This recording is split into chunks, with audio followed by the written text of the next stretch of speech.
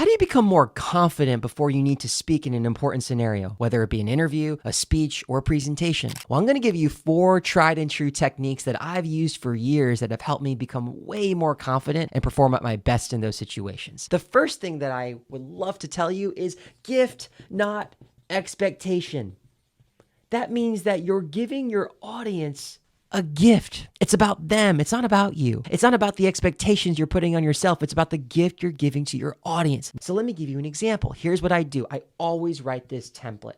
I want my audience to feel blank about blank in order to blank. I want you to write this down. I want my audience to feel blank about blank in order to blank. Now, what does that mean? Well, this feel is what we call the emotional gift. And that is an emotion you want your audience to have by the end of the time you've talked. So it might be excited. I want them to feel excited. It might be confident. It might be assured. It might be ashamed. It might be sad. Whatever it is, you're giving them the gift of that emotion that they deserve to feel. About what? That's the information. Right? That's the information. That information could be perhaps I want them to feel excited about my candidacy as a potential new hire, or excited about a new onboarding plan I've developed, or excited about a new product I've built. Whatever it is, it's key information. And then you say, in order to take action.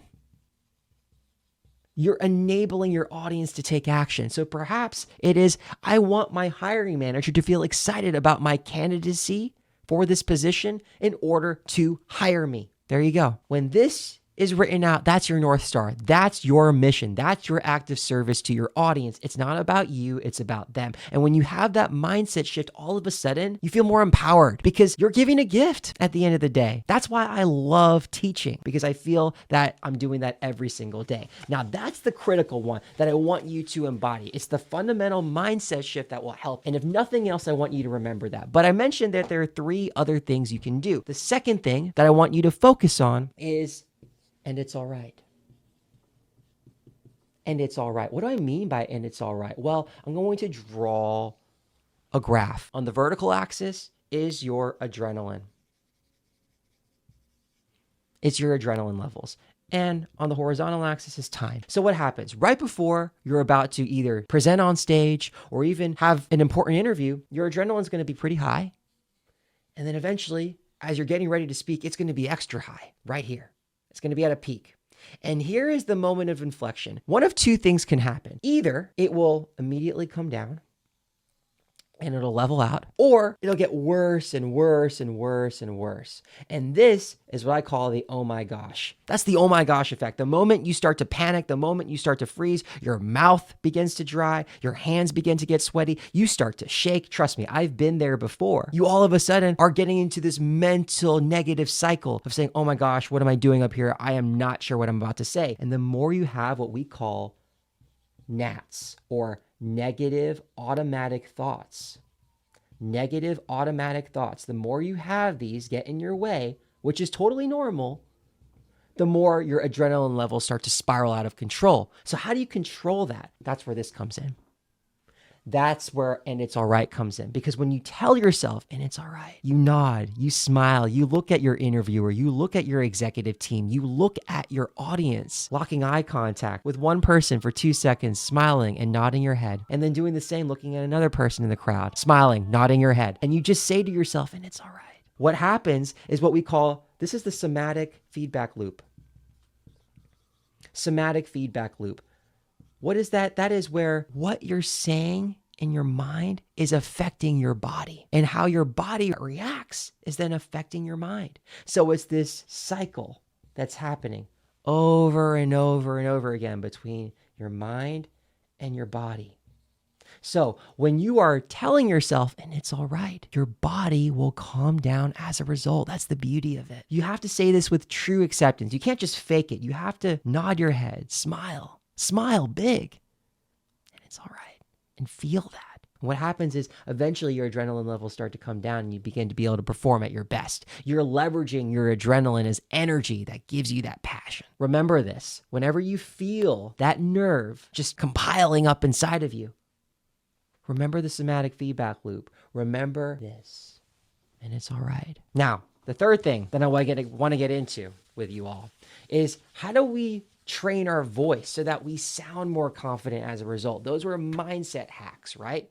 We talked about the gift, not expectation. We talked about, and it's all right. Now, the third thing that I want to focus on is power. To be confident when you speak, it requires you to speak with more projection, more volume. But the problem is when you're too shy, you're not confident in yourself, you speak from your throat up. So you're not speaking with enough breath, enough air. Sometimes you're even gasping for air. And when you gasp for air, particularly in a high stakes scenario, you suddenly start to lose confidence in yourself because you're literally not able to say what you want to. So what do? We practice the EIE. The EIE is a deep breathing exercise, and it stands for exhale, inhale, exhale. So let me demonstrate how this works. Each breath takes 30 to 45 full seconds. What you want to do starting off is to exhale as much air as you can through your nose to the point where your stomach begins to constrict, your rib cage begins to show, and you do this. And you hold that. You try to get as much air out as possible, okay? Then you deeply inhale through your nose, exposing your rib cage and filling your lungs with air. That's the key. Fill your lungs with air. And then you hold it, and then you slowly exhale through your mouth.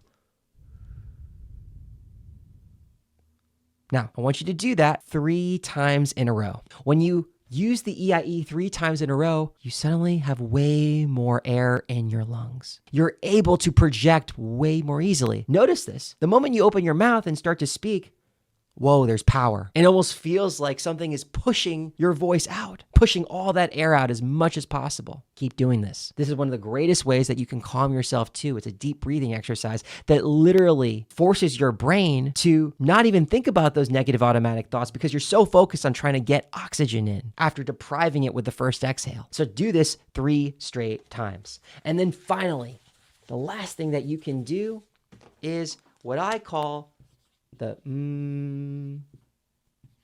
ma. This is when your vocal cords feel tight. When you are not feeling as confident, all of a sudden your muscles start to constrict in places that you can't even see. So what we need to do is warm up our voice and try to get as much air projected outward as possible. So what do? You take your fingers. I take my thumb and my middle and my index finger right by my vocal cords, and I just say, and then I say, ah, and you want to say, ma, like 4 consecutive seconds. Okay, so it sounds like this. Ma. And your goal is to push out all the air so that it's hitting the front of your mouth as much as possible. You don't want to shake your voice like, ah, and you don't want to strain yourself by opening your mouth too wide. Ah, like straining your neck or not opening your mouth enough like this. You want to have a nice balance in between. Now, if you can do those 4 things, I promise you, you will become more confident over time before you speak.